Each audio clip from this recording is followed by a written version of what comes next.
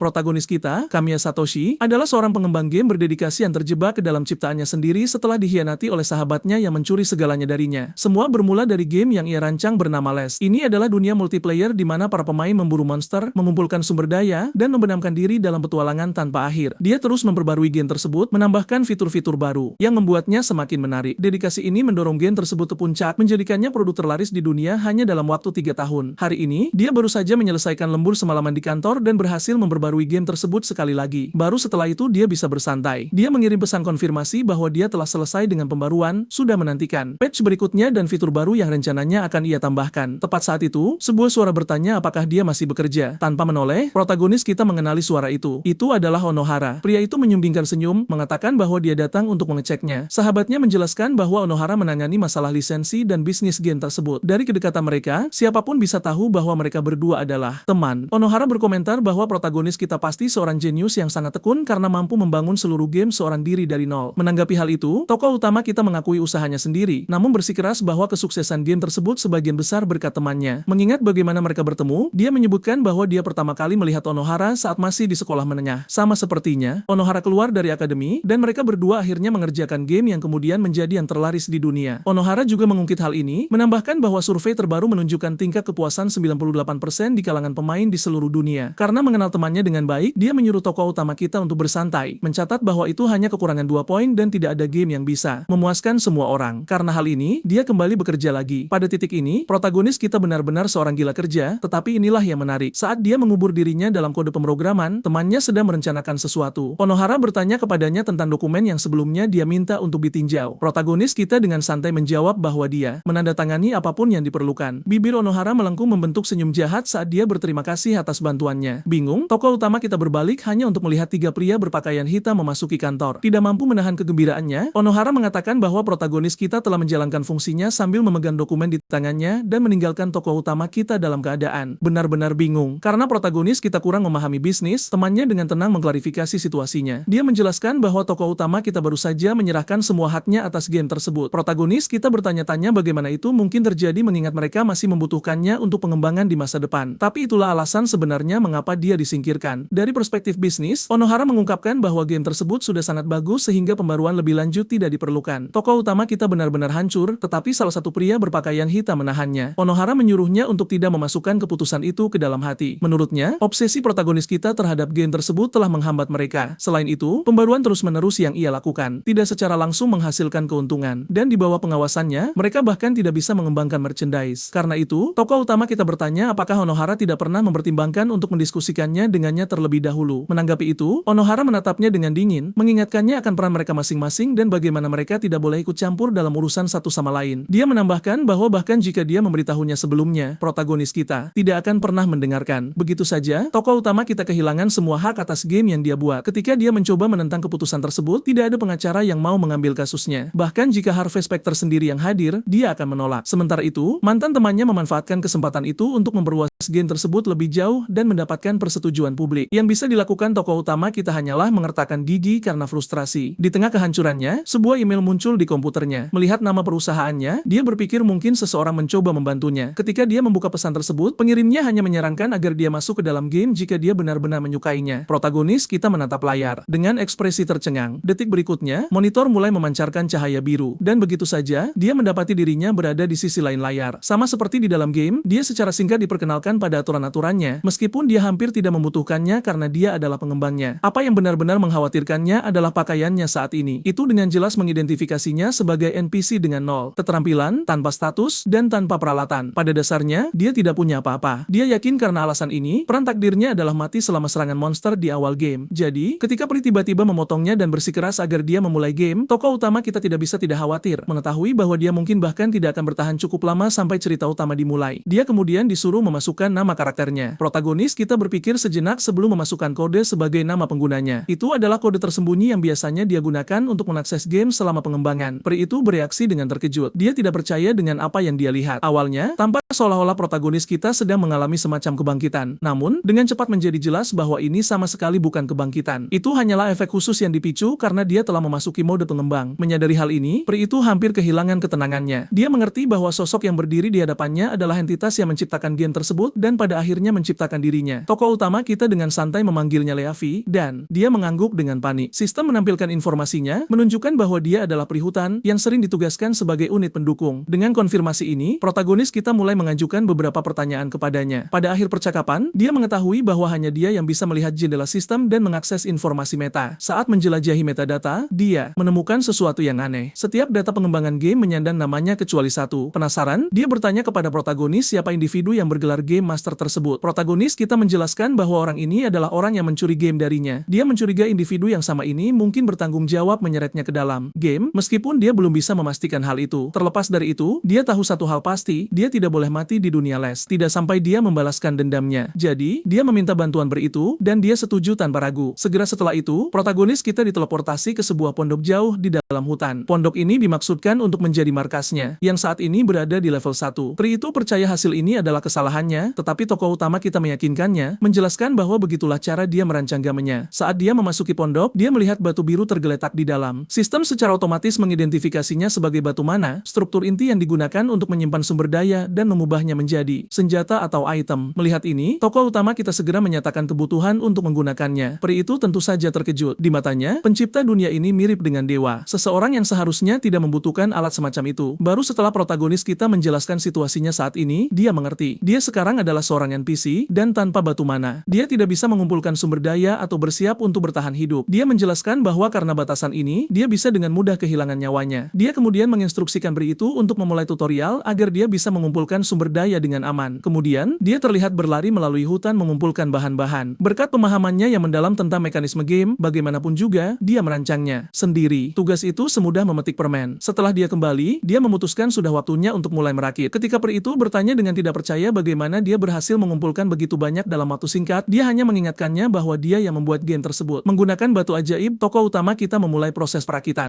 Setelah beberapa saat, dia berhasil membuat pedang kayu dan barikade kayu. Meskipun sekilas tampak tidak berguna, tokoh utama kita menganggapnya sebagai kesuksesan besar. Dia tahu lebih baik daripada siapapun bahwa dia saat ini adalah NPC sampah yang dirancang untuk mati lebih awal selama serangan monster. Namun, terlepas dari kerugiannya yang luar biasa, dia bukanlah seseorang tanpa rencana. Malam tiba. Tujuan utamanya sederhana, bertahan hidup di malam hari. Pri itu mendoakannya semoga berhasil. Tak lama kemudian musuh pertamanya muncul. Itu adalah goblin tingkat rendah, kurang cerdas tetapi sangat agresif. Melihat ini, protagonis kita menggenggam pedang kayunya. Bahkan dia meragukan senjata itu akan banyak membantu karena tidak memberikan peningkatan statistik yang terlihat. Goblin itu menerjang duluan. Protagonis kita menghindari serangan itu dengan tipis, sesuatu yang mungkin. Hanya karena dia secara pribadi memprogram pola serangan goblin tersebut. Goblin itu melanjutkan serangannya. Dia menghindar lagi tetapi masih menderita luka kecil. Menyadari bahwa pertahanan saja tidak akan menyelamatkannya, dia beralih ke serangan. Namun, goblin itu hanya menatapnya seolah mengejek pukulannya yang lemah. Detik berikutnya, goblin itu menendang dadanya dengan keras. Dampaknya membuatnya memuntahkan darah dan membuatnya terlempar. Pukulan tunggal itu cukup untuk mengingatkannya bahwa dia benar-benar bisa mati di sini. Alih-alih rasa takut, kesadaran itu menyalakan sesuatu di dalam dirinya. Mengubah taktik, dia memilih untuk melarikan diri. Goblin itu mengejarnya. Menggunakan kesempatan ini, protagonis kita mengaktifkan jebakannya. Dengan kekuatannya saat ini, dia tahu dia tidak bisa mengalahkan goblin itu secara langsung. Barikade kayu muncul di udara. Goblin itu gagal bereaksi tepat waktu. Dalam sekejap, sebuah paku menembus dadanya, melumpuhkannya sepenuhnya. Protagonis kita melangkah maju dan memberikan pukulan terakhir. Goblin itu jatuh, mati, menguras hampir semua kekuatan yang tersisa. Setelah selamat melewati malam itu, dia merenungkan betapa sulitnya hanya untuk tetap hidup selama satu malam, apalagi tantangan yang menantinya di masa depan. Meski begitu, tekadnya tidak goyah. Dia yakin bahwa dia akan bertahan hidup, dan suatu hari nanti dia akan kembali untuk merebut kembali semua yang telah dicuri darinya. Keesokan paginya, Kamiya berdiri di depan batu mana, memegang pedangnya dan menjalankan jarinya di atas permukaannya. Leavi segera muncul dan bertanya apakah dia akan pergi lagi untuk mengumpulkan bahan. Kamiya menggelengkan kepalanya, menjelaskan bahwa tutorial kemarin sudah lebih dari cukup. Sebaliknya, dia berencana menghabiskan sepanjang hari untuk merakit, terutama karena ada seseorang yang perlu dia temui sesegera. Mungkin, Leavi membuka inventaris, dan matanya melebar karena terkejut melihat banyaknya bahan yang telah dikumpulkan Kamiya. Dalam game, bahan yang dikumpulkan di sekitar markas diubah menjadi 3 sumber daya dasar dan disimpan di dalam batu mana. Yang pertama adalah mana, bentuk energi kehidupan yang digunakan untuk mengembangkan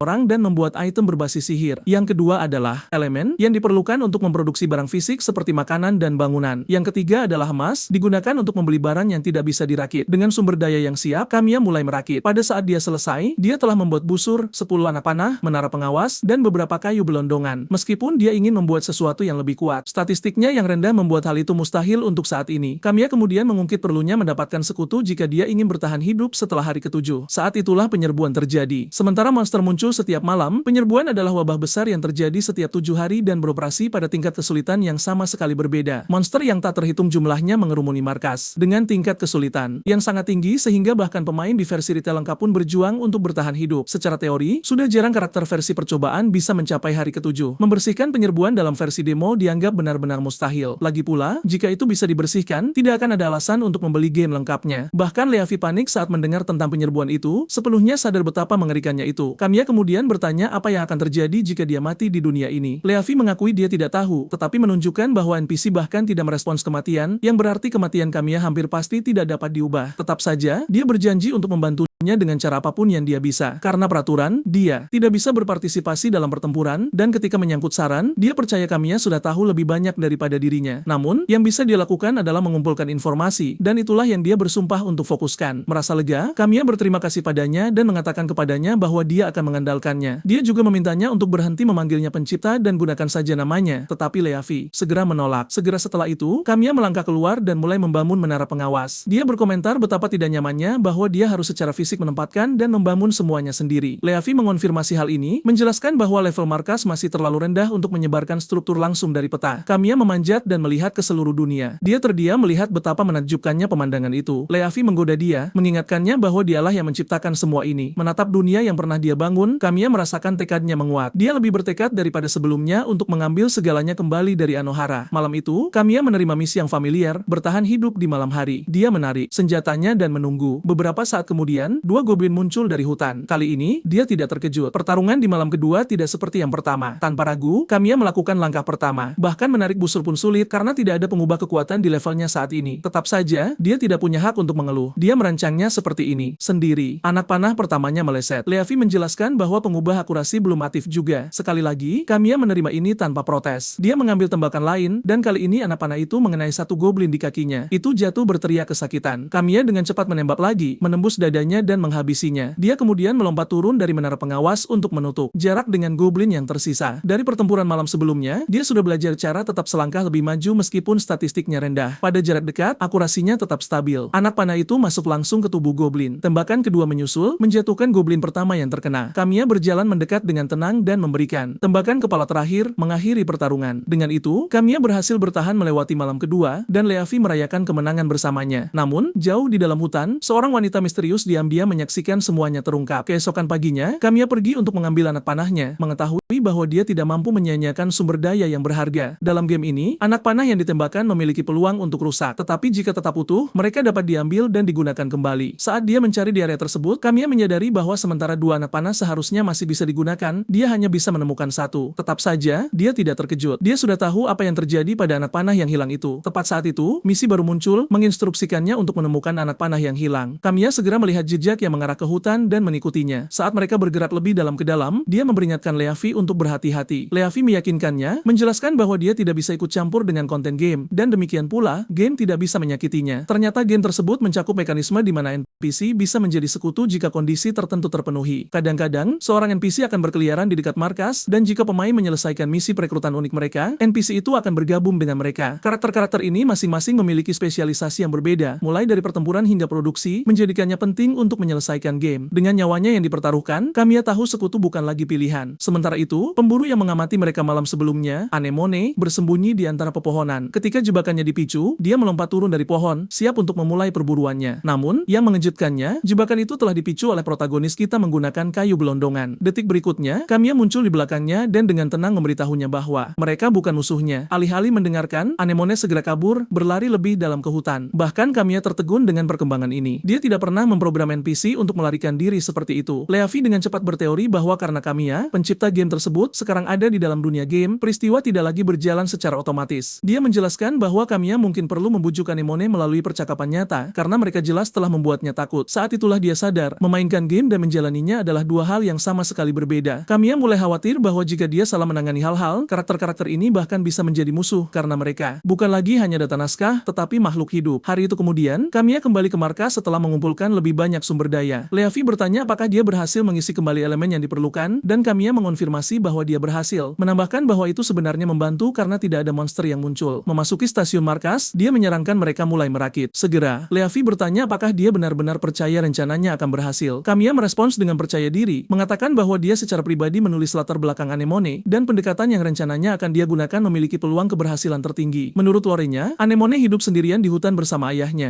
dan setelah kematiannya, dia terus bertahan hidup sendirian. Kamiya percaya bahwa jika dia bisa menunjukkan kehangatan hidup berdampingan dengan orang lain, dia mungkin meninggalkan kehidupan soliternya dan bergabung dengannya. Tetap saja, bahkan dia mengakui ada ketidakpastian. Segalanya sekarang di luar naskah. Kamiya mulai merakit item yang diperlukan, panci besi, centong, garam, lada, daging giling, dan 2 set peralatan makan. Setelah semuanya siap, dia mulai memasak, mengungkapkan ketidakpercayaan bahwa dia benar-benar memasak di dalam game. Sesuatu yang tidak pernah dia pikirkan akan mungkin terjadi. Leavi menjelaskan bahwa setelah levelnya meningkat, dia akan bisa menghasilkan makanan jadi secara langsung. Tetapi Kamiya mengakui bahwa memasak dengan tangan bukanlah pengalaman yang buruk. Leavi memperhatikan betapa terampilnya dia, dan Kamiya menjelaskan bahwa dia tinggal sendirian untuk waktu yang lama, sering mengurung diri hanya untuk mengerjakan game tersebut. Dia menyebutkan bahwa setelah lulus SMA, Onohara sering berkunjung, tetapi semua itu sekarang terasa seperti sejarah kuno. Tiba-tiba, Anemone muncul, mengarahkan busurnya tepat ke arah Kamiya. Dia perlahan mengangkat tangannya, memberitahunya bahwa mereka bukan musuh. Bingung, Anemone bertanya apakah ada orang lain bersamanya. Kamiya kemudian menyadari bahwa dia tidak bisa melihat Leavi. Mengoreksi dirinya sendiri, dia memberitahunya bahwa dia sendirian dan memperkenalkan dirinya. Anemone melakukan hal yang sama. Dia bertanya di mana dia berada, menjelaskan bahwa dia sedang berburu ketika dia tiba-tiba menemukan dirinya di hutan yang tidak dikenal. Kamiya memberitahu dia bahwa dia juga baru saja tiba, artinya dia juga tidak tahu tata letak area itu. Dia kemudian memberi isyarat ke arah makanan yang dimasak di atas api dan bertanya apakah dia ingin bergabung dengannya. Dia meyakinkannya bahwa itu tidak beracun. Itu hanya terlalu banyak makanan untuk satu orang. Namun, sebelum dia selesai berbicara, perut Anemone mengkhianatinya. Kamiya menyajikan porsi untuknya dan menjelaskan bahwa itu disebut steak hamburger yang terbuat dari beberapa bahan kemudian dipanggang. Anemone menggigitnya, dan saat rasa itu mengenainya, dia membeku sebelum dengan cepat menyuap makanan itu ke dalam mulutnya. Kamiya tersenyum tenang saat dia menonton. Setelah selesai, Anemone berterima kasih padanya dengan tulus, mengakui bahwa ini adalah pertama kalinya dia memakan sesuatu seperti ini. Anemone kemudian bertanya kepada Kamiya apakah dia bisa mendapatkan lebih banyak makanan. Kamiya setuju, mengatakan dia masih memiliki bahannya, tetapi dia juga memperjelas bahwa ada harganya. Penasaran, Anemone bertanya apa yang dia inginkan sebagai gantinya. Kamiya menjawab tanpa ragu. Dia menginginkan kekuatannya dalam pertempuran. Tempat ini berbahaya dan dia tidak bisa bertahan hidup sendirian. Anemone berhenti sejenak untuk berpikir dan Kamiya menambahkan bahwa satu-satunya cara untuk menghindari menjadi mangsa adalah menjadi pemburu. Pada saat itu, sistem mengeluarkan misi yang familiar untuk bertahan hidup di malam hari sambil memberitahu Kamiya bahwa Anemone akan secara resmi bergabung dengannya jika mereka bertarung bersama dan keluar sebagai pemenang. Karena hal ini, Anemone segera menerima dengan menyatakan bahwa dia bersedia bertarung bersamanya. Tidak lama kemudian, 3 goblin muncul di kejauhan. Leavi percaya bahwa itu saja, tetapi Kamiya tahu lebih baik. Lebih banyak lagi yang masih mengintai di hutan. Seperti yang diprediksinya, goblin tambahan muncul dari bayang-bayang. Melihat ini, Kamiya bersiap untuk bertempur dan memberi isyarat kepada Anemone untuk memberikan dukungan. Dia mengeluarkan pedangnya dari ruang penyimpanan, mengejutkan Anemone dan membuatnya bertanya-tanya apakah dia adalah kontraktor dari batu mana. Kamiya maju ke depan menghindari serangan musuh. Saat dia berhasil mengisolasi satu goblin, dia memanggil Anemone yang menghabisinya seketika dengan tembakan kepala yang bersih. Anemone terkesan. Bahkan saat bertarung, Kamiya dengan hati-hati mengontrol posisi dan menjaga garis pandang penembakannya. Saat pertempuran berlanjut, Kamiya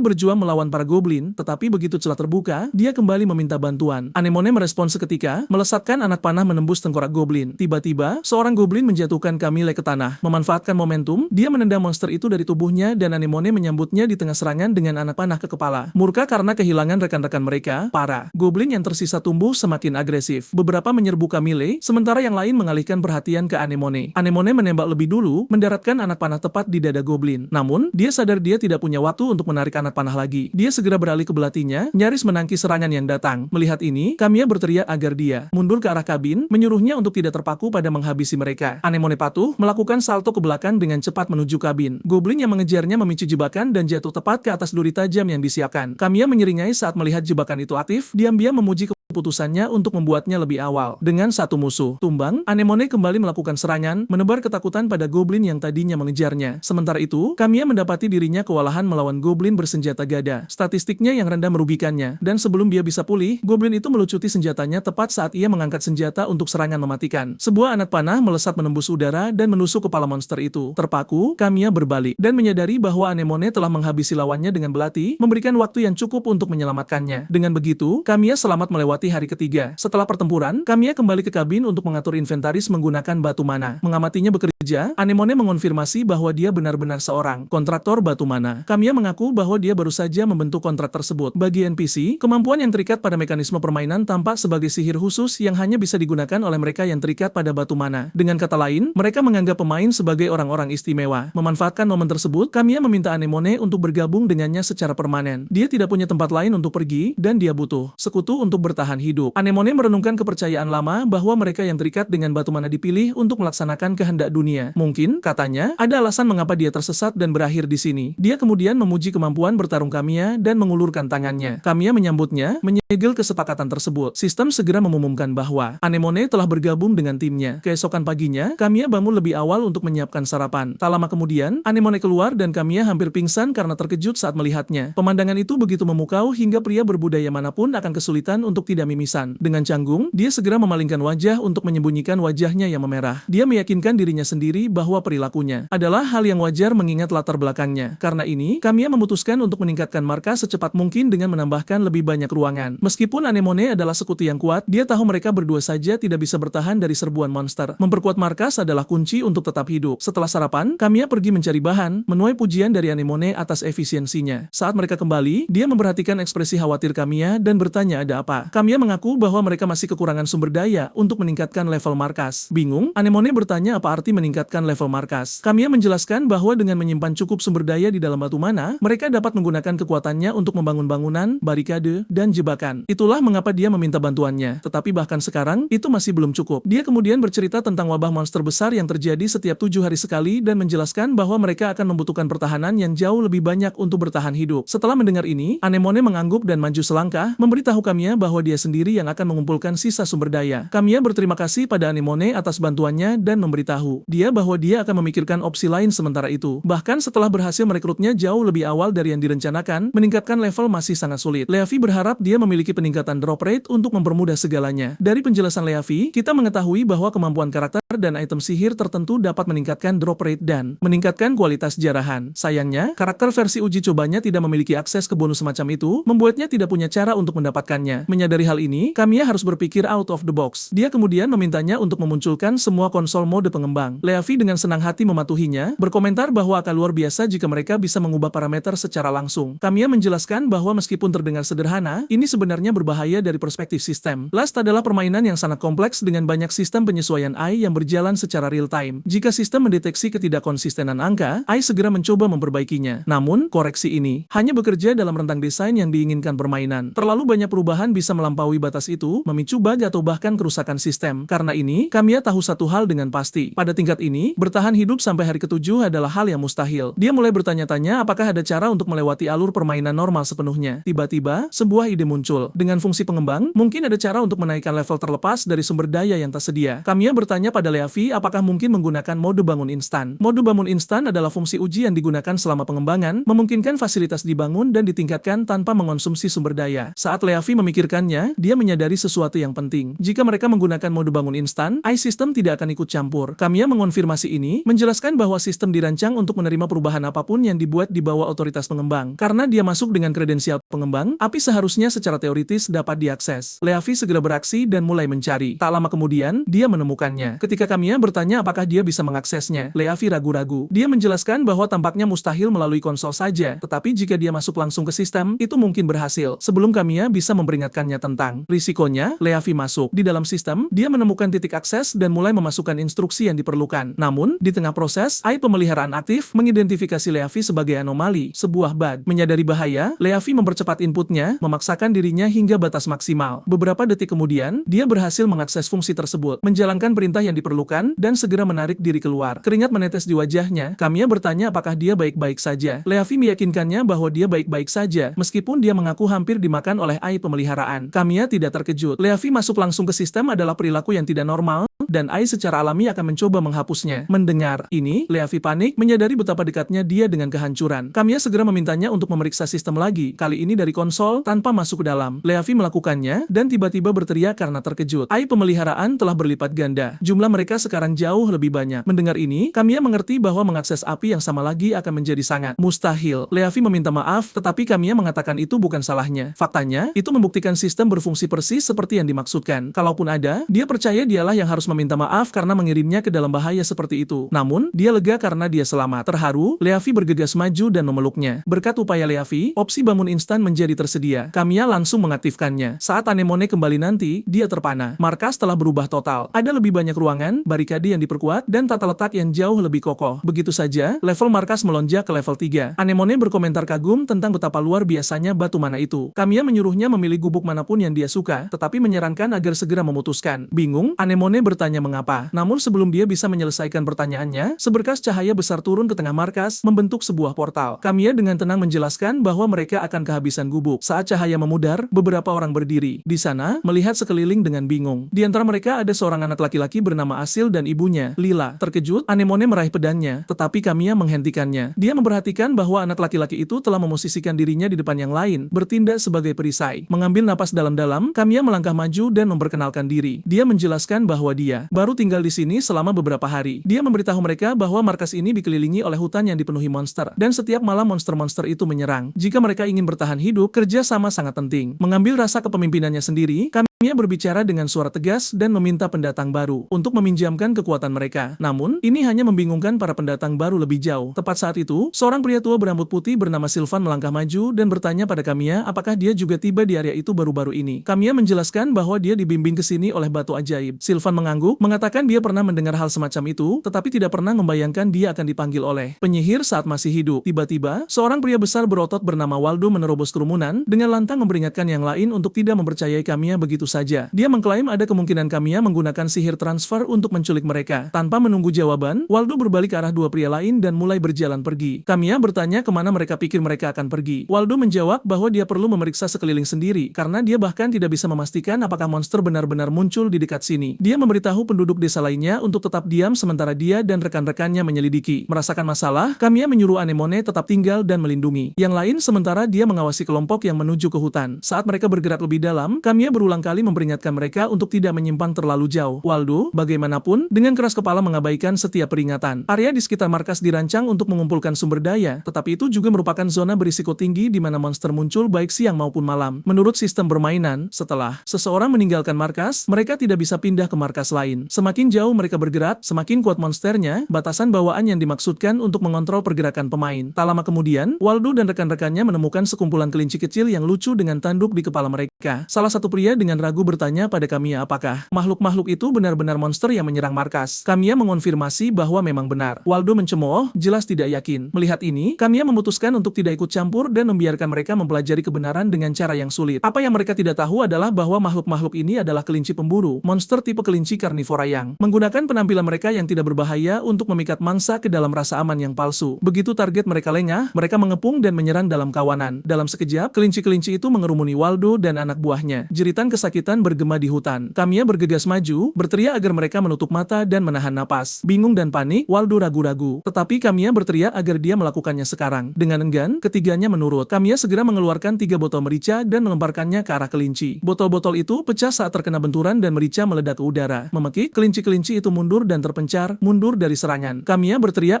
agar mereka lari. Alih-alih bergerak segera, Waldo membuka matanya untuk melihat apa yang terjadi, hanya agar merica masuk ke mata mereka, menyebabkannya menangis kesakitan. Kamiya meraih salah satu pria yang terluka dan memerintahkan mereka kembali ke arah markas. Kali ini, tidak ada yang membantah. Kelinci-kelinci itu sudah mulai pulih. Setelah pelarian yang panik, mereka akhirnya kembali ke markas. Waldo dan yang lain menerima perawatan medis, dan sejak saat itu, para penduduk desa mulai menetap. Mereka terbagi menjadi beberapa kelompok. Beberapa memulai pelatihan tempur, sementara yang lain membantu mengatur markas. Selama pelatihan, seorang penduduk desa memperhatikan bahwa Waldo tampak jauh lebih termotivasi daripada sebelumnya. Waldo mengakui bahwa monsternya lebih tangguh dari yang dia duga, tetapi dengan percaya diri mengklaim pemain bahwa lain kali mereka akan menang. Saat suasana tenang, Leavi mendekati Kamiya dan dengan senang hati berkomentar bahwa markas telah mendapatkan lebih banyak sekutu. Kamiya memberikan jawaban singkat dan Leavi segera merasakan ada sesuatu yang salah. Ketika dia bertanya apa yang mengganggunya, Kamiya secara halus menunjuk ke arah hasil. Di tahap awal permainan, ada acara panduan yang dimaksudkan untuk mengajarkan pemain bagaimana dunia sebenarnya bekerja. Karakter tertentu ada hanya untuk tujuan itu. Asil adalah salah satunya, sebuah karakter yang dirancang untuk mengajari pemain aturan brutal. NPC yang mati tidak hidup kembali. Selama serangan monster malam itu, Asil seharusnya mati dalam pertempuran. Melalui kematiannya, pemain belajar bahwa NPC tak tergantikan saat mereka melihat ibunya berduka. Bahkan jika pemain mencoba menjauhkannya dari pertempuran, Asil pada akhirnya akan melebih-lebihkan kemampuannya, menyerbu ke dalam bahaya, dan kehilangan nyawanya. Begitulah cara permainan mengajarkan pelajarannya. Mengetahui ini, Kamiya menatapnya, bertanya-tanya apakah dia benar-benar memiliki kekuatan untuk mengubah takdirnya. Setelah pelatihan hari itu berakhir, protagonis kita dan kelompok tempur kembali dalam keadaan lelah dan lapar. Untungnya, para wanita sudah menyiapkan makanan. Salah satu wanita memberikan undangan khusus kepada anak laki-laki kita, Anemone, yang duduk di depan gadis itu, membuat semua orang sedikit terkejut. Segera, semua orang berkumpul di sekitar meja untuk makan bersama. Sambil makan, Asil dengan ceria bertanya pada Anemone tentang keterampilan pedangnya. Dia mengakui bahwa permainan pedangnya cukup baik yang membuatnya bersemangat. Namun, dia juga menunjukkan bahwa panahannya masih butuh banyak perbaikan. Kamiya hampir tidak menyentuh makanannya. Matanya tetap tertuju pada Asil. Setiap kali dia melihatnya, dia teringat pada nasib anak laki-laki itu. Waldo tiba-tiba meraih anak itu dan menepuk kepalanya, dengan bangga mengatakan bahwa dia akhirnya menjadi pria. Ibu Asil dengan cepat memarahi Waldo karena mendorongnya. Tapi Asil angkat bicara, memberitahu dia bahwa monster menyerang mereka setiap malam. Dan jika itu masalahnya, maka dia tidak punya pilihan selain belajar cara bertarung. Ibunya berpendapat bahwa tidak perlu baginya untuk bertarung karena orang dewasa ada di sana untuk menanganinya. Namun, Asil memberikan argumen balasan, mengingatkan ibunya bahwa dia harus melindungi semua orang seperti yang dilakukan ayahnya. Ibunya kemudian memberitahu dia bahwa ayahnya memang kuat, tetapi dia tidak pernah menganggap kecerobohan sebagai keberanian. Mendengar ini, Kamiya setuju bahwa kecerobohan dan keberanian adalah dua hal yang sangat berbeda. Jika dia ingin menjaga Asil tetap hidup, dia mungkin memerlukan pendekatan baru. Kamiya menyadari bahwa yang dia butuhkan adalah strategi, satu dengan peluang nyata untuk sukses yang didukung oleh keberanian. Sylvan bergabung dalam percakapan, memberitahu Asil untuk tidak ceroboh, sama seperti yang dikatakan ibunya. Dan Asil mengakui nasihat pria tua itu. Sylvan kemudian menyarankan agar mereka bekerja sama untuk melindungi desa. Namun tiba-tiba, mereka menyadari bahwa itu bukan lagi desa mereka. Tepat saat itu, Sylvan bertanya pada Kamiya apakah ada minuman keras. Waldo terkejut mendengar. Pria tua itu meminta alkohol saat mereka akan menuju pertempuran. Sylvan menjelaskan bahwa dia menginginkan minuman keras justru karena itu. Dia telah memutuskan bahwa dia tidak akan mati dalam keadaan sadar. Waldo menyebut ini resolusi yang menyedihkan, menyebabkan semua orang tertawa terbahak-bahak. Kamiya kemudian memberitahu mereka bahwa jika mereka bisa melewati serangan malam itu, dia akan melihat apakah dia bisa mendapatkan minuman sehingga mereka bisa bersulang dengan benar. Waldo adalah yang pertama berdiri dan merayakan janji ini. Namun, suasana hati Kamiya tetap berat, dan Leavi bertanya padanya ada apa. Kamiya mengaku bahwa dia tidak bisa memahami fakta bahwa dialah yang melemparkan semua orang ke dalam permainan bertahan hidup yang brutal. Meskipun dia tahu itu perlu untuk menciptakan permainan terbaik, Leavi mengingatkannya bahwa tanpanya, NPC itu bahkan tidak akan ada. Kamiya menjawab bahwa dia tidak ingin menjadi pencipta sampah, seseorang yang menciptakan kehidupan tetapi menolak untuk mengambil tanggung jawab untuk itu. Menjelang malam, Kamiya mengumpulkan semua orang dan memberitahu mereka bahwa serangan monster lainnya diperkirakan terjadi. Karena ini, mereka perlu meninjau formasi mereka dan bersiap lebih hati-hati. Mereka yang tidak akan berpartisipasi dalam pertempuran diperintahkan untuk berjaga-jaga dari dalam markas dan memantau perimeter. Kamiya menjelaskan bahwa monster biasanya menyerang dari satu arah, tetapi dia tidak ingin ada orang yang ceroboh, jadi semua orang harus tetap waspada. Adapun para petarung, 3 pemanah yang paling terampil akan membentuk regu panahan yang dipimpin oleh Anemone. Petarung yang tersisa disuruh mengambil pedang mereka dan pindah ke depan, di mana mereka akan bekerja berpasangan. Satu pasangan akan bertindak sebagai penjaga di depan regu panahan, sementara kelompok Waldo akan menahan garis depan dengan pasangan mereka masing-masing. Waldo sangat senang ketika dia mendengar ini dan tidak sabar untuk beraksi. Penasaran, dia bertanya pada Kamiya siapa pasangannya. Kamiya menjawab bahwa Asil akan bertarung bersamanya. Ini mengejutkan Asil dan ibunya, yang segera memprotes, mengatakan bahwa Asil tidak bisa langsung terjun ke pertempuran seperti itu. Kamiya dengan tenang memberitahu dia bahwa dia mengerti kekhawatirannya, tetapi tetap di belakang tidak menjamin keamanan. Jika anak itu bersedia dan mampu bertarung, maka semakin cepat dia memulai, semakin kuat dia akan menjadi, dan itu meningkatkan peluangnya untuk bertahan hidup. Meski begitu, dia tetap khawatir, tetapi Kamiya meyakinkannya bahwa dia akan melakukan segala daya untuk melindungi anak itu. Pada kenyataannya, Kamiya sengaja menempatkan Asil di garis depan untuk memprediksi pergerakan musuh, mengetahui bahwa AI System akan mencoba memanipulasi peristiwa untuk memastikan kematiannya. Meskipun tidak ada jaminan ini akan berhasil, Kamiya percaya bahwa risiko harus diambil jika dia ingin membalikan takdir yang telah ditentukan. Anemone kemudian meyakinkan wanita itu, memberitahu dia bahwa dia bisa mempercayai kemampuan bertarung Kamiya.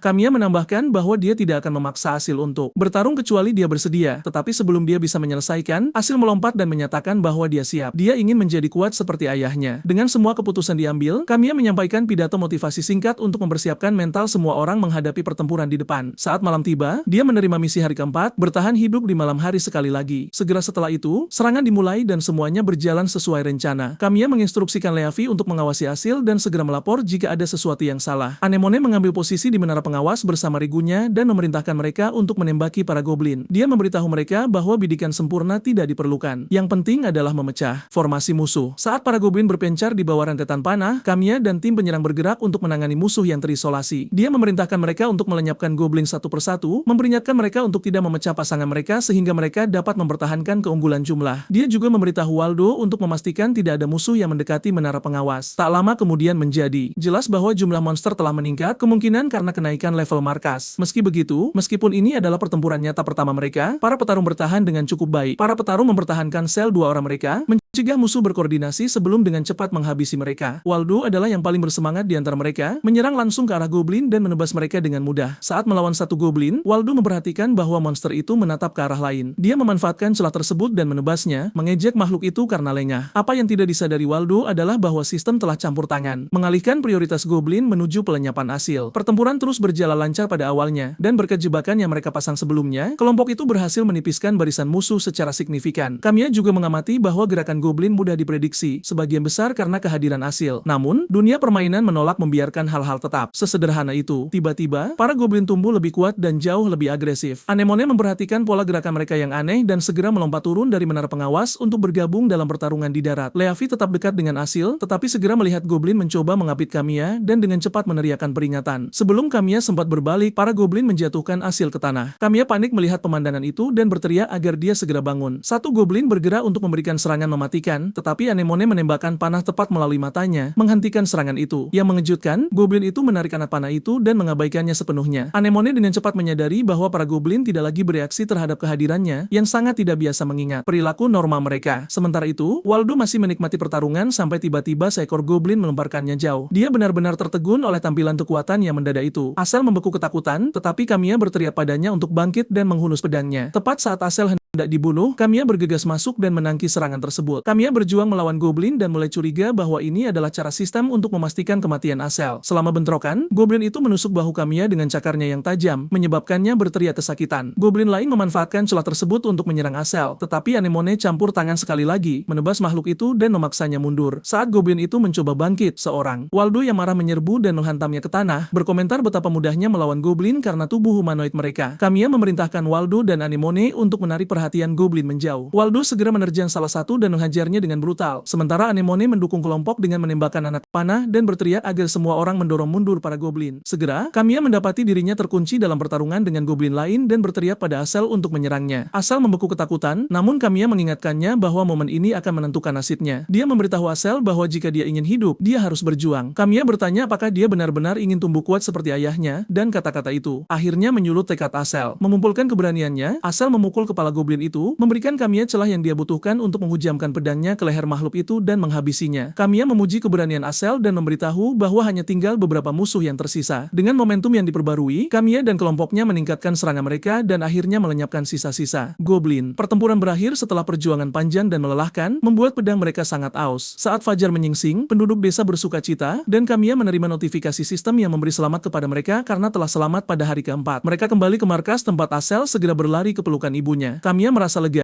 mengetahui dia berhasil membalikan nasib Asel, dan menjadi bertekad untuk mengatasi serangan mendadak Stampede yang akan datang tanpa kehilangan siapapun. Namun, tanpa sepengetahuannya, dunia game selalu menuntut bayaran. Segera setelah itu, Kamiya meningkatkan markas ke level 5. Penduduk desa kagum dengan perubahan drastis tersebut, dan Sylvian akhirnya menyaksikan kekuatan sejati batu sihir. Peningkatan itu dimungkinkan oleh monster yang mereka kalahkan dan persediaan yang dikumpulkan dari hutan, yang semuanya terakumulasi sebagai sumber daya di dalam batu sihir. Dengan menukarkan sumber daya ini, markas dapat diperkuat, yang pada gilirannya mempercepat pertumbuhan para penduduk. Kamiya menjelaskan bahwa sekadar meningkatkan markas saja tidak cukup. Kekuatan sejati hanya datang melalui pelatihan dan pengalaman. Dia mendesak semua orang untuk menyelesaikan tugas mereka dengan cepat sehingga mereka dapat kembali ke rutinitas pelatihan reguler setelah sarapan. Berkat mode pembangunan instan, Kamiya mengamankan sejumlah besar personel dan perlengkapan awal game. Dengan koordinasi yang lebih baik, mereka bertahan dari 2 serangan lagi, dan setiap NPC menunjukkan pertumbuhan yang nyata. Bahkan Asel mulai membaik dengan kecepatan yang luar biasa. Sejak saat itu, Ai tidak lagi menargetkan Asel Asel secara langsung. Sebelum mereka menyadarinya, hari ketujuh tiba, hari di mana mereka harus menghadapi serangan mendadak, Stampede. Pagi itu,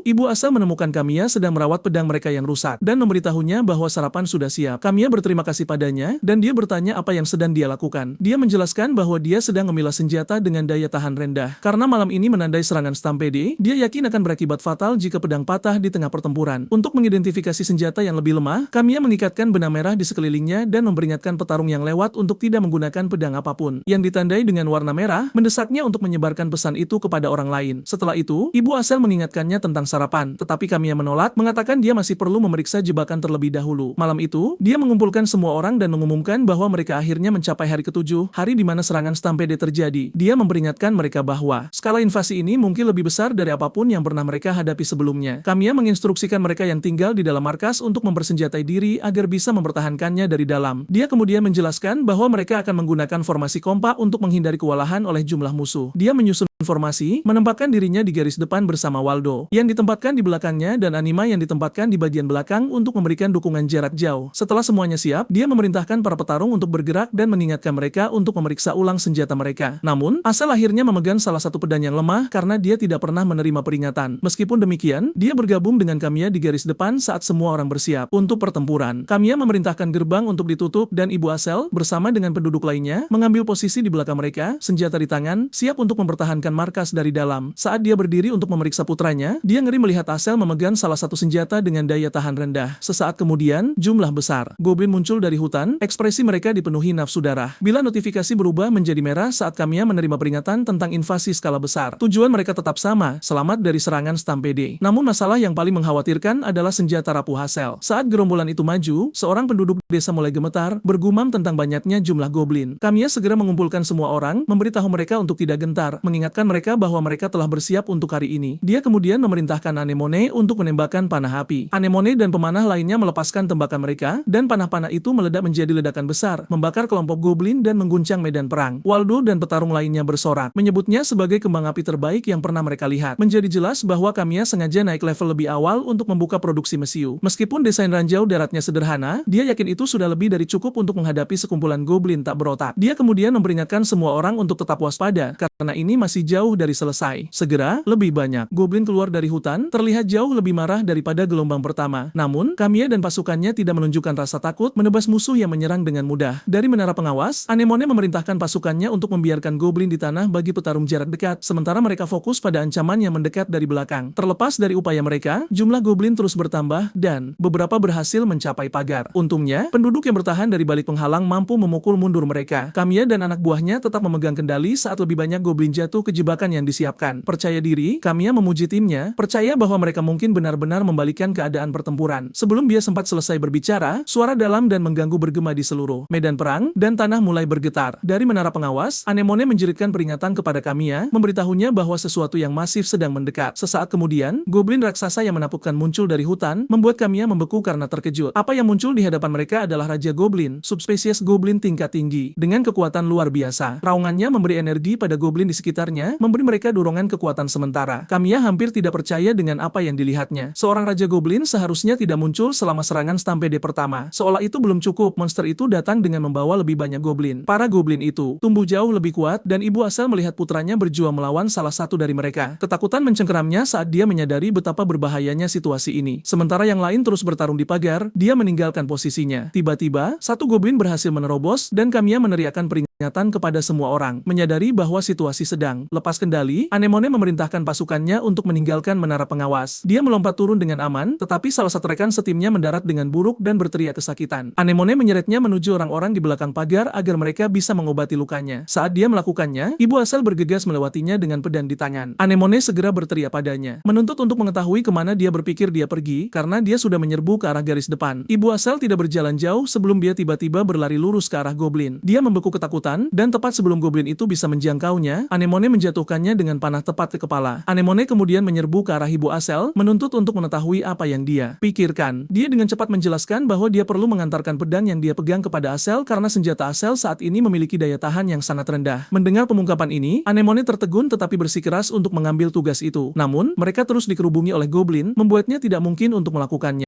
Karena ini, dia tidak punya pilihan selain menahan mereka. Dia menginstruksikan Ibu Asel untuk bergerak sementara dia memberikan perlindungan, mencegah goblin manapun mendekat. Anemone berhasil mengalihkan perhatian goblin ke arah dirinya sendiri. Namun, dia segera menyadari bahwa situasi akan berubah menjadi jauh lebih buruk. Saat ini, para petarung di garis depan sudah berjuang. Tidak satupun dari mereka menyangka goblin akan tiba-tiba tumbuh lebih kuat. Kamiya dengan cepat menjelaskan bahwa Raja Goblin adalah sumber masalahnya. Salah satu dari mereka terkejut bahwa goblin tingkat tinggi akan muncul selama serangan Stampede hari ke-7. Segera, beberapa petarung mendapati diri mereka berhadapan langsung dengan Raja Goblin saat ia mengangkat senjatanya yang masif, bersiap untuk menghancurkan mereka. Mereka mengangkat perisai mereka untuk memblokir serangan itu, tetapi kekuatan pukulannya luar biasa, menghancurkan goblin di dekatnya sebagai kerusakan tambahan. Dampaknya membuat beberapa petarung terbang ke belakang, dan Kamiya berteriak untuk bertanya apakah mereka masih bisa berdiri. Yang mengejutkannya, Asel dan satu petarung lainnya melangkah maju untuk mendukungnya. Raja Goblin menyiapkan serangan lain dan mengayunkan gada masifnya ke arah Kamiya. Tepat sebelum pukulan itu mendarat, sesuatu muncul di pikiran Kamiya, dan dia berhasil menangkis serangan itu, mengejutkan semua orang yang hadir. Kamiya tidak bisa tidak merayakannya secara internal. Meskipun menangkis adalah mekanik game dasar, mengeksekusinya di kehidupan nyata sangatlah menakutkan. Raja Goblin merasakan dampak dari tangkisan itu dan menjadi marah. Ia mengeluarkan raungan yang menggelegar, mendesak bawahannya untuk maju. Asel dan yang lainnya segera bergerak untuk melindungi Kamiya, memberitahu dia bahwa mereka akan menahan garis dan membiarkan Raja Goblin padanya. Mereka mendesaknya untuk menyelesaikannya dengan cepat karena mereka sudah kehabisan stamina. Kamiya menyerbu ke depan, menangkis serangan lain dari Raja Goblin. Dia tahu, pertempuran yang berlarut-larut akan menjadi bencana, jadi dia harus mengakhirinya secepat mungkin. Saat itu juga, dia mendengar Leavi memanggil namanya dan memerintahkannya untuk memunculkan konsol cincin. Leavi mematuhi dan membukanya, mengungkapkan bahwa fitur penyeimbang Ai saat ini aktif. Leavi bertanya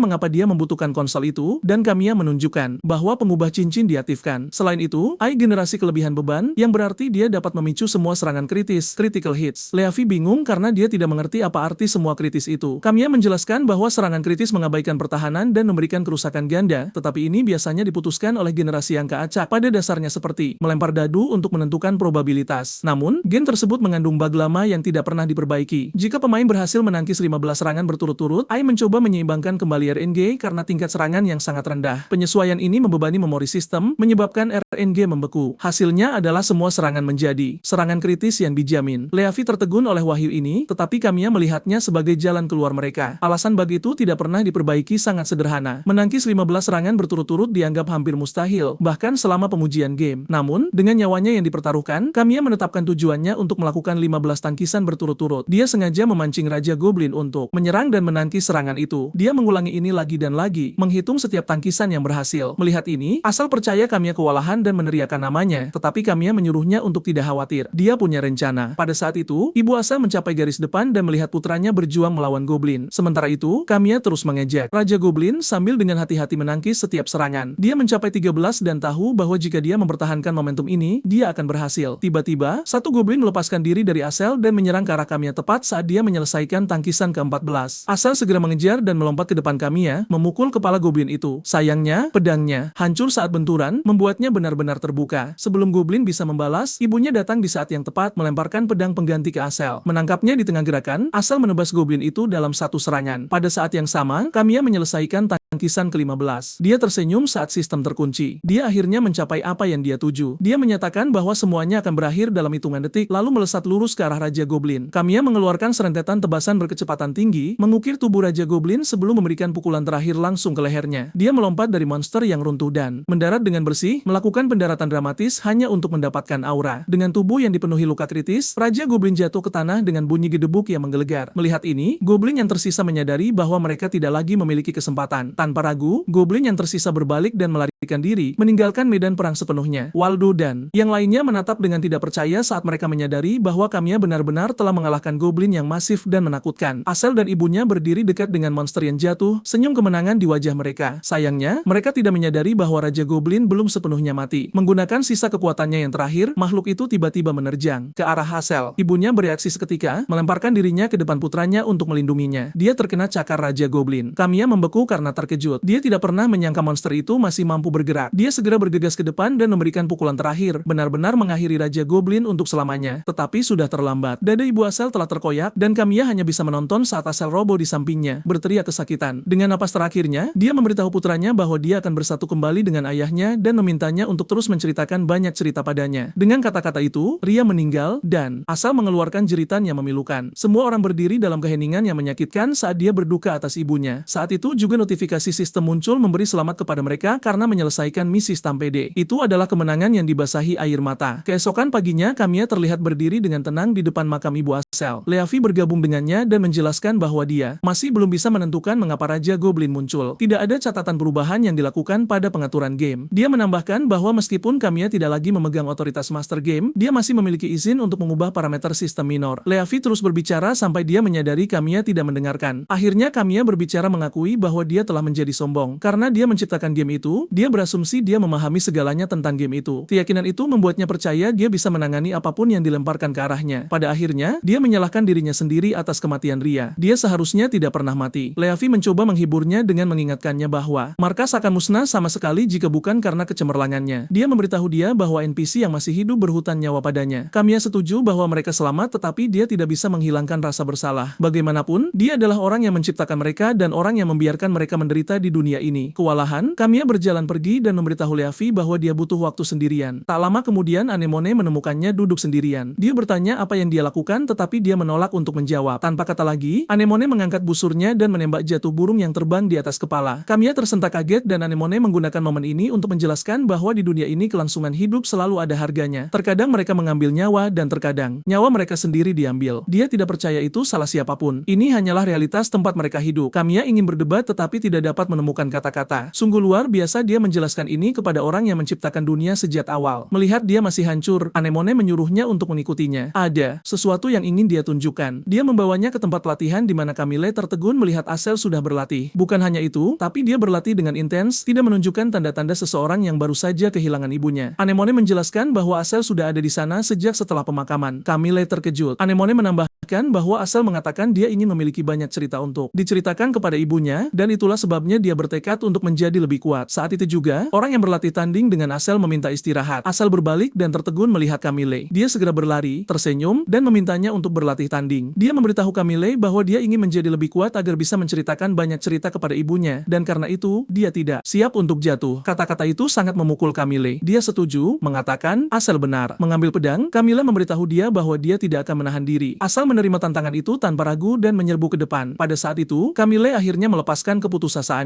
Dia menyadari bahwa NPC itu benar-benar hidup, lebih kuat dan lebih tangguh daripada yang pernah dia bayangkan. Bertekad untuk tidak menahan mereka, dia memutuskan untuk menunjukkan kepada mereka cara hidup yang bisa mereka banggakan. Di tempat lain, jauh di dalam hutan dekat markas, dua kurcaci, seorang master dan muridnya, bepergian bersama. Master mengambil anak panah bengkok dari tanah dan merasakan jejak mana di dalamnya, menyimpulkan bahwa itu dibuat menggunakan batu sihir. Muridnya terkejut dan master memberitahu dia bahwa mereka mungkin akhirnya menemukan petunjuk. Tak lama kemudian, keduanya mendekati desa. Saat penduduk desa melakukan rutinitas sehari-hari, para kurcaci tiba-tiba tiba di gerbang. Leavi memberitahu Camille tentang kehadiran mereka, tetapi dia tidak tampak terkejut, seolah-olah dia telah mengharapkan mereka. Master kurcaci, Dorn, segera menuntut untuk bertemu dengan pemimpin desa. Muridnya, Ginger, mencoba menenangkannya dengan mengatakan bahwa sedikit kesopanan tidak akan ada salahnya. Kamiya kemudian muncul di gerbang dan memberitahu Dorn bahwa dia adalah orang yang dia cari. Dorn tidak membuang waktu dan secara belak-belakan bertanya pada Kamiya apakah dia memiliki batu sihir. Ginger ngeri dengan kurangnya sopan santun tuannya dan dengan cepat menjelaskan bahwa mereka adalah kurcaci yang bepergian untuk mencari bahan langka. Dia menambahkan bahwa mereka mendengar rumor tentang batu sihir di desa dan berharap Kamiya mungkin mengizinkan mereka untuk melihatnya. Kamiya memberitahu kedua kurcaci itu bahwa mereka baru saja akan makan malam dan menyarankan mereka bergabung agar mereka bisa melanjutkan diskusi sambil makan. Ginger dengan antusias menerima undangan itu, jelas bersemangat, sementara Dorn tetap acuh tak acuh. Beberapa menit kemudian, semua orang duduk di meja dan Ginger benar-benar kewalahan dengan segala sesuatu di sekitarnya. Kamiya sudah tahu bahwa keduanya adalah pengrajin dan dia mengerti bahwa jika dia bisa merekrut mereka, dia akan dapat menangani peningkatan markas dan mengembangkan alat sihir dan senjata yang tidak dapat dia buat sendiri. Saat mereka makan, Kamiya bertanya pada Dorn apakah dia tertarik dengan batu mana. Yang dijawab Dorn bahwa dia tertarik. Karena tuannya bukan tipe yang banyak bicara, Ginger menjelaskan bahwa mereka sebenarnya bepergian untuk mencari bahan legendaris. yang dikenal sebagai batu filsuf Philosopher's Stone. Menurutnya, batu filsuf dianggap luas sebagai mitos, namun banyak yang percaya itu benar-benar ada. Bahkan hari ini, ada senjata yang beredar yang kabarnya ditempa menggunakannya. Namun, terlepas dari umur panjang para kurcaci, tidak satupun dari mereka yang pernah benar-benar melihat batu itu. Sebagai pengrajin, Ginger mengatakan itu adalah bahan langka utama yang harus mereka peroleh dengan segala cara. Jauh di lubuk hati, kami tahu bahwa item yang berhubungan dengan batu filsuf ada di dalam buku sage, tetapi terkunci di balik misi serangan tingkat tinggi khusus yang mustahil untuk diperoleh melalui gameplay normal. Dengan kata lain, Kamiya adalah satu-satunya yang bisa mengaksesnya. Batu itu sendiri bukan sekadar mana, melainkan sebuah representasi hubungan antar kekuatan. Dengan pemikiran itu, ia bertanya mengapa para kurcaci ingin melihat batu ajaib. Ginger menjawab bahwa batu ajaib yang terkadang disebut Arcanite sangat langka, dan ia mengerti mengapa itu penting bagi desa. Namun, para kurcaci hanya ingin melihat batu mana itu sebagai referensi, karena mereka tidak berniat untuk mengambilnya. Kamiya tidak melihat masalah dan setuju untuk menunjukkannya. Namun, ia memberikan satu syarat. Mereka harus menempa senjata untuk desa sebagai gantinya. Ia menjelaskan bahwa monster menyerang hampir setiap malam, dan untuk melindungi rakyatnya, mereka sangat membutuhkan peralatan berkualitas tinggi. Menganggap permintaan itu masuk akal, Dorn setuju. Setelah selesai makan, Kamiya memandu mereka ke pondok dan menunjukkan batu mana tersebut. Setelah memeriksanya, Dorn tiba-tiba menegur Kamiya, mengatakan bahwa ini bukanlah apa yang ia cari. Kamiya terkejut saat Dorn menyadari bahwa batu mana itu bukanlah material, melainkan sesuatu yang lebih mirip gerbang, saluran untuk mana, bukan zat yang bisa ditempa. Kamiya terkesan dengan wawasan tajam Dorn. Dorn benar, batu mana hanyalah antarmuka bagi sistem dan pemain. Itu sama sekali tidak bisa digunakan sebagai bahan mentah. Dorn berterima kasih pada Kamiya karena telah menunjukkannya, tetapi menyatakan bahwa batu itu tidak menawarkan petunjuk mengenai batu filsuf. Ia kemudian memberitahu Kamiya bahwa mereka akan pergi keesokan paginya. Ginger jelas terkejut dengan keputusan ini. Kamiya memberitahu Dorn bahwa ia dipersilakan untuk tinggal lebih lama jika mau, seraya menunjukkan bahwa desa memiliki bengkel yang tidak terpakai, dan material bisa dihasilkan menggunakan batu mana. Ia menjelaskan bahwa ia bisa menyediakan lingkungan produksi yang ideal bagi pengrajin. Meskipun semua tawaran itu diberikan, Dorn menolak meninggalkan Kamiya dengan kekecewaan. Karena mereka akan pergi, Kamiya mengingatkan Dorn akan janjinya untuk menempa senjata, karena serangan monster lain diperkirakan terjadi malam itu juga. Ia kemudian memimpin keduanya ke bengkel dan memberitahu bahwa mereka bebas menggunakan peralatan apapun di dalamnya. Sementara itu, Leavi khawatir para kurcaci tidak akan pernah bergabung dengan mereka. Kamiya setuju, menjelaskan bahwa hati Dorn terpaku untuk menemukan batu filsuf dan tidak ada yang kurang dari itu yang akan meyakinkannya untuk tinggal. Namun, Kamiya percaya Ginger berbeda, muda, ambisius, dan haus untuk membuktikan dirinya. Sebagai seorang pengrajin, Ginger mungkin ingin melihat bagaimana orang bereaksi terhadap karyanya dan memahami dampak yang bisa dibuat oleh keterampilannya. Kamiya mengaitkan perasaan ini. Mengingat bagaimana perasaannya saat pertama kali mulai membuat game, Kamiya percaya bahwa jika Ginger melihat potensi yang bisa ia capai di desa, ia mungkin memilih untuk tinggal. Malam itu, monster menyerang desa sekali lagi. Ginger terpaku melihat monster-monster itu benar-benar menyerang markas. Saat pertempuran berlangsung, para pemanah memuji mata panah yang diperkuat, takjub dengan kekuatan tembusnya yang luar biasa. Mendengar ini, Ginger berkomentar bahwa ia bisa meningkatkan akurasinya jika punya lebih banyak waktu. Para pemanah segera meyakinkannya, mengatakan bahwa mereka lebih dari puas dengan hasilnya. Pada saat yang sama, Ginger memperhatikan betapa terampilnya Waldo menggunakan pedang dan menyimpulkan bahwa pedang yang hebat akan lebih cocok untuk seseorang dengan postur tubuhnya. Ia juga mengamati bahwa Asel bisa menjadi petarung yang jauh lebih kuat jika pusat gravitasi senjatanya disesuaikan. Terlarut dalam pikiran, Ginger membayangkan semua perbaikan yang bisa ia buat. Dari kejauhan, Dorn memperhatikan muridnya dengan cermat dan bisa melihat bahwa Ginger mulai goyah. Di tengah panasnya pertempuran, Leavi bertanya pada Kamiya apakah menurutnya Ginger benar-benar akan bergabung dengan mereka. Kamiya menjawab bahwa kata-kata saja mungkin tidak cukup untuk meyakinkannya. Namun, dari kelihatannya, tampaknya Ginger sudah menikmati dirinya sendiri. Keesokan paginya, Ginger melangkah keluar dari bengkel bersiap untuk pergi ketika salah satu penduduk desa lewat dan berterima kasih padanya atas bantuannya malam sebelumnya. Penduduk desa lain mendekat dan memberitahu bahwa mereka bisa mengalahkan musuh dengan mudah karena dirinya. Ginger tersenyum dan mengatakan ia senang bisa membantu. Waldo dan Asel kemudian datang memuji Ginger dan memberitahu bahwa pedang yang ia buat luar biasa dan sangat tajam. Asel juga berterima kasih pada Ginger karena menyesuaikan pedangnya, mengatakan hal itu membuatnya jauh lebih mudah untuk diayunkan. Waldo dengan bercanda menepuk punggung Ginger dan bergurau bahwa ia seharusnya tetap tinggal di desa agar bisa membuatkannya senjata khusus. Pada saat itu, Asel menyebutkan bahwa Ginger dan masternya benar-benar akan pergi hari itu juga. Waldo terkejut mendengarnya dan mengatakan sungguh disayangkan mereka pergi. Saat Waldo dan Asel berjalan pergi, Waldo mengucapkan selamat tinggal seraya mengatakan ia yakin jalan mereka akan bersilangan lagi suatu hari nanti. Kata-kata mereka terasa berat bagi Ginger dan ia masih mencoba memproses segalanya ketika Kamiya muncul dan bertanya apakah ia sudah akan pergi. Ginger mengonfirmasinya, menjelaskan bahwa fokus masternya tertuju pada batu filsuf. Kamiya kemudian bertanya pada Ginger apa rencananya. Ginger menatapnya dengan bingung. Kamiya menunjukkan bahwa jelas sekali batu filsuf bukanlah satu-satunya hal yang diminati Ginger. Ia menjelaskan bahwa kehidupan di desa itu keras. Monster menyerang setiap malam dan bahkan dengan batu ajaib, sumber daya terbatas. Kamiya mengakui dengan jujur bahwa mereka sudah kekurangan tenaga. Kamiya memberitahu Ginger bahwa inilah alasan mengapa desa membutuhkannya. Pengaruhnya lebih berarti daripada yang ia sadari. Keterampilannya secara langsung memengaruhi seberapa lama penduduk desa bisa bertahan hidup. Dengan itu, Kamiya mengulurkan tangannya mendesak Ginger untuk tinggal dan bergabung dengan mereka. Sebelum Ginger bisa menanggapi, Dor melangkah keluar dari bengkel dan memberitahu Kamiya bahwa mereka sudah selesai dan siap untuk pergi. Ginger mengumpulkan tekadnya dan memberitahu Dorn bahwa ia ingin tinggal di desa. Dorn terkejut dan bertanya apakah ia serius. Ginger dengan tegas mengonfirmasinya. Dorn kemudian memberitahu bahwa jika itu masalahnya, ia harus menempa senjata. Bingung, Ginger bertanya mengapa dan Dorn menjawab bahwa ia tidak akan membiarkan seseorang yang sampah berkeliaran dengan bebas di dunia. Ginger harus menempa senjata untuk membuktikan dirinya. Ginger setuju dan segera mulai menempa. Saat ia bekerja, Kamiya bertanya apakah ada yang ia butuhkan, menawarkan untuk menghasilkan material menggunakan batu ajaib. Ginger berterima kasih padanya tetapi menolak, mengatakan ia ingin melakukan ini dengan kekuatannya sendiri. Jika tidak, itu tidak akan ada artinya. Kamiya tersenyum akan hal ini dan membiarkannya bekerja. Tidak lama kemudian, Ginger selesai menempa pedang dan Dorn memeriksanya dengan saksama. Dorn menyadari bahwa Ginger menempa senjata tersebut khusus untuk penggunaan manusia. Ia menjelaskan bahwa pengrajin kelas 2 hanya fokus pada objeknya, sementara pengrajin kelas 1 fokus pada orang yang akan menggunakannya. Karena Ginger membuat pedang dengan mempertimbangkan manusia, Dorn bisa melihat dengan jelas di mana pandangannya tertuju. Ia menyimpulkan bahwa seperti halnya ia memiliki apinya sendiri, Ginger juga memilikinya sendiri. Terkesan, Dorn memberitahu Ginger untuk tidak membiarkan apinya padam dan mendesaknya untuk mengikuti nyala api di dalam dirinya. Ginger terpaku dan pemuda itu bertanya apakah itu berarti ia lulus. Dorn menolak untuk mengatakan apapun lagi. Saat ia pergi, ia memberitahu Kamiya bahwa ia meninggalkan Ginger dalam perawatannya. Dorn berjalan ke hutan dan Ginger membungkuk dalam-dalam, berterima kasih pada masternya atas semua yang diajarkan sejauh ini. Leavi dan Kamiya bertukar senyum, senang karena akhirnya mereka mendapatkan seorang pengrajin.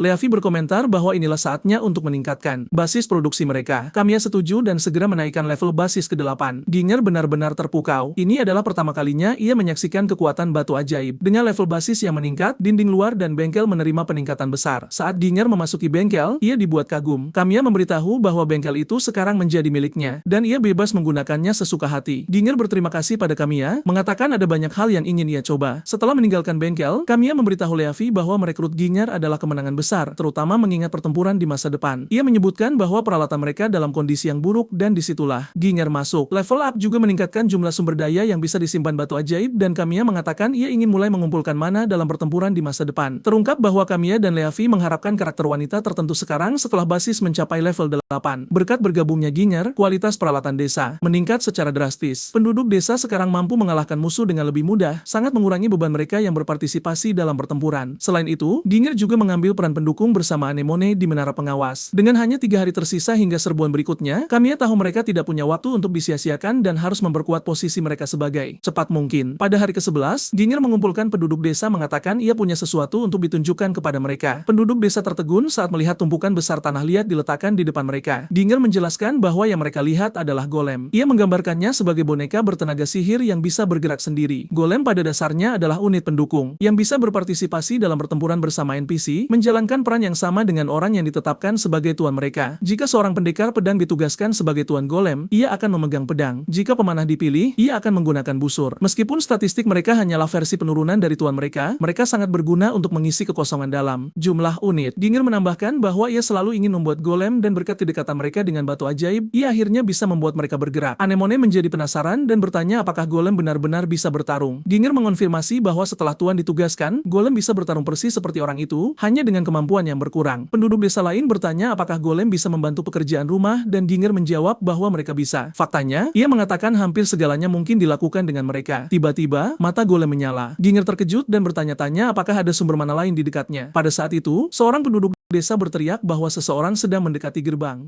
Sosok misterius segera tiba. Saat tudung dilepas, semua orang menyadari pemunjuk itu adalah seorang elf. Dengan senyum cerah, ia memperkenalkan dirinya sebagai Ulricia Waibwald dan mengejutkan semua orang dengan menyatakan bahwa ia datang untuk menantang pemimpin desa berduel. Terungkap bahwa Ulricia adalah putri Ratu Hutan Putih. Kamiya tidak terkejut. Ini mengonfirmasi bahwa ia telah memenuhi kondisi yang diperlukan untuk merekrutnya. Ia melangkah maju dan mengumumkan dirinya sebagai pemimpin desa. Ulricia memberitahu Kamiya bahwa jika ia kalah, ia harus menyerahkan kepemimpinan desa kepadanya. Ia dengan percaya diri meyakinkannya bahwa ia tidak perlu khawatir, mengklaim ia akan mengembangkan desa dengan benar. Kamiya tersenyum dan bertanya apa yang dipertaruhkan jika ia kalah. Ulricia bersikeras ia tidak bisa kalah, tetapi agar adil, ia memberitahu Kamiya bahwa ia bisa meminta apapun darinya jika ia kalah. Saat Kamiya bertanya apakah ia benar-benar akan menepati janji itu, ia bersumpah atas nama ibunya. Kepercayaan dirinya membuat Leavi merasa tidak nyaman, tetapi Kamiya tetap tenang dan teguh saat ia bersiap untuk berduel. Sistem memberitahunya bahwa ia akan berduel dengan seorang penyihir. Penduduk desa mundur ke balik pagar untuk menghindari terjebak dalam pertarungan. Sylvian, yang sedang minum dengan santai, bertanya siapa Ulricia. Ginger menjelaskan bahwa ia adalah elf dari klan Hutan Putih, kelompok tertutup yang jarang menjelajah ke dunia luar. Waldo tertawa, berkomentar bahwa duel ini pada dasarnya adalah kasus yang terkuat menjadi kepala. Setelah semuanya siap, Kamiya memberitahu Ulricia bahwa duel akan dimulai ketika koin yang akan ia lempar menyentuh tanah. Ia melemparkannya, dan saat koin mendarat, Ulricia melepaskan serangan angin. Kamiya nyaris menghindarinya. Penduduk desa terkejut, bahkan tidak bisa melihat apa yang terjadi. Ginger menjelaskan bahwa Ulricia menggunakan sihir serangan, dan bahwa ia jelas sangat terampil. Sementara penduduk desa khawatir Kamiya mungkin kewalahan, Ulricia terkesan bahwa ia mampu bertahan. Penasaran dengan batas kemampuannya, ia meningkatkan kecepatan dan intensitas serangannya. Meski begitu, Kamiya menghindari setiap serangan. Yuliesha adalah karakter yang disebut pemain sebagai noob killer. Sihir anginnya menghancurkan dan sulit dirasakan, dan siapapun yang gagal memahami pola serangannya dijamin kalah, merusak peluang mereka untuk merekrutnya. Namun, Kamiya bisa membaca gerakannya hanya dengan melihat bagaimana ia mengayunkan tongkatnya. Salah satu serangannya akhirnya mengarah tepat padanya, tetapi Kamiya memblokirnya dengan perisainya. Yuliesha tertegun. Ia belum pernah melihat siapapun melakukan itu sebelumnya. Sihirnya bekerja dengan baik melawan monster darah dan daging, tetapi tidak bisa menembus perisai besi yang ditempa oleh Ginger. Saat Yuliesha berjuang untuk mendapatkan kembali ketenangannya, Kamiya memperpendek jarak. Tepat sebelum ia bisa menyerang, ia meluncurkan dirinya ke udara menggunakan sihir angin. Penduduk desa menatap dengan kagum, berharap bisa terbang seperti dia. Saat berada di udara, Yuliesha mulai menyiapkan mantra tingkat tinggi. Kamiya langsung menyadari bahwa jika mantra itu mengenainya, itu akan berakibat fatal. Meski begitu, ia terus maju. Yuliesha mengejeknya karena berlari menuju kematiannya sendiri, tidak menyadari bahwa Kamiya sudah memasang jebakan. Ketika ia akhirnya melepaskan mantra itu tiba-tiba larut di udara, meninggalkan Yuliesha membeku dalam keterkejutan. Sebelum ia bisa mengumpulkan dirinya, Kamiya menarik Yuliesha ke bawah dengan ketapel. Ia menyeretnya lebih dekat dan mengarahkan pedangnya ke arahnya, memperjelas bahwa ia telah kalah. Kamiya menjelaskan bahwa sihir tingkat tingginya gagal karena kepadatan mana di area tersebut terlalu rendah, yang berarti lingkungan tersebut tidak bisa mendukung mantra tingkat tinggi. Karena Yuliesha jatuh dan tidak bisa bergerak, Kamiya menyatakan kemenangannya. Yuliesha mengakui kekalahan, tetapi ia masih bingung dan terkejut bahwa ia kalah dari seseorang yang bahkan tidak menggunakan sihir. Kamiya kemudian mengingatkannya akan janji yang ia buat, dan ia hampir pingsan saat menyadari bahwa ia harus melakukan apapun yang ia minta. Ia memerintahkannya untuk membersihkan sisa pertempuran karena ia menghancurkan segalanya. Leavi menunjukkan bahwa memiliki Yuliesha, seorang penyihir, di pihak mereka adalah bonus besar, dan Kamiya setuju. Dengan Yuliesha di sekitar, Kamiya menyarankan untuk menguji taktik baru malam itu juga. Kemudian, Kamiya dan pasukan menuju ke hutan. Saat bepergian melalui hutan, Kamiya bertanya pada Leavi apakah ia tahu apa yang terjadi di dunia nyata. Leavi menjawab bahwa ia tidak bisa melihat dunia nyata dari posisinya. Satu-satunya hal yang ia tahu adalah Master Game telah diganti. Kamiya menjelaskan bahwa perubahan ini adalah alasan mengapa bagian-bagian dari game mulai melenceng. Kamiya kemudian memberitahu Leavi bahwa ia bertekad untuk mencapai level 100 sesegera mungkin. Saat Leavi bertanya mengapa, ia mengungkapkan bahwa mencapai level 100 akan memungkinkannya masuk ke menara. Ia menjelaskan bahwa meskipun ia beroperasi dalam mode pengembang, masih ada batas untuk apa yang bisa ia lakukan. Ia membutuhkan kekuatan yang terletak di dalam menara. Tiba-tiba, Yuliesha menghentikannya dan bertanya berapa lama lagi mereka akan berjalan. Kamiya menjawab bahwa mereka akan terus bergerak sampai menemukan monster. Ternyata ia berencana untuk menguji sihir Yuliesha bersama golem sebagai persiapan untuk pertempuran malam itu. Kamiya bertanya pada Yuliesha berapa banyak sihir yang bisa ia gunakan, dan ia mulai mendaftar kemampuannya, termasuk sihir angin dan elemen lainnya. Namun, Kamiya memotong dan bertanya berapa banyak sihir yang sebenarnya bisa ia gunakan di area ini. Ia dengan tenang menunjukkan bahwa ia terbatas pada beberapa mantra serangan berbasis angin dan beberapa kemampuan pendukung gerakan. Menyadari tatapannya, Yuliesha mengakui bahwa ia saat ini lemah karena area tersebut hanya memiliki batu mana kelas rendah. Dengan batu kelas tinggi, ia bisa melakukan jauh lebih banyak. Kamiya meyakinkannya bahwa ia tidak menyalahkannya. Ia hanya ingin ia memahami batasannya agar ia tidak mengulangi kesalahan yang ia buat sebelumnya. Ginger kemudian bertanya apakah Kamiya berencana memasangkan Yuliesha dengan golem. Kamiya mengonfirmasi hal ini, menjelaskan bahwa mereka tidak memiliki pengguna sihir lain di desa. Dengan menyinkronkan golem dengan daya tembak sihir, taktis mereka mereka, pilihan akan berkembang. Ia menyarankan untuk menugaskan Yuliesha sebagai tuan golem agar mereka bisa menggunakan sihir seperti dirinya meskipun lebih lemah. Kamiya menginstruksikan Yuliesha untuk menyuntikkan mananya ke dalam golem agar ia bisa mengajari mereka sihirnya. Ia setuju dan meletakkan tangannya di atas golem melepaskan mananya ke dalamnya. Setelah selesai, Kamiya memberitahu bahwa ia bisa mengeluarkan perintah hanya dengan memvisualisasikannya. Yuliesha menutup matanya dan merapalkan mantra untuk melompat ke udara. Saat ia membukanya lagi, golem-golem itu sudah melayang di sampingnya. Melihat tes pertama berhasil, Kamiya memerintahkannya untuk menggunakan hal yang sama untuk melenyapkan kelinci monster di dekatnya. Yuliesha dengan senang hati menerimanya. Ia membenci monster sejak awal. Ia meluncurkan serangan angin dan yang mengejutkan, golem-golem itu mengikuti dengan melepaskan ledakan angin mereka sendiri. Menikmati dirinya sendiri, ia menambahkan lebih banyak gaya memaksa kelinci untuk melarikan diri. Bahkan saat mereka berlari, ia memusnahkan sebagian besar dari mereka dengan embusan angin yang kuat. Setelah monster ditangani, Yuliesha turun perlahan dan mengakui bahwa golem-golem itu sangat berguna. Kamiya mengingatkannya bahwa kekuatan golem bergantung pada tuannya yang berarti ia tidak boleh bermalas-malasan dalam berlatih. Sedikit kesal karena diperintah, ia dengan santai mengatakan ia mengerti. Kamiya tersenyum mengetahui mereka baru saja mendapatkan keunggulan besar dalam pertempuran. Sementara itu, di dunia nyata, Onohara benar-benar kehilangan ketenangannya. Tidak ada yang berjalan sesuai rencananya dan ia sudah mempertimbangkan untuk mengambil pendekatan yang jauh lebih agresif terhadap situasi tersebut.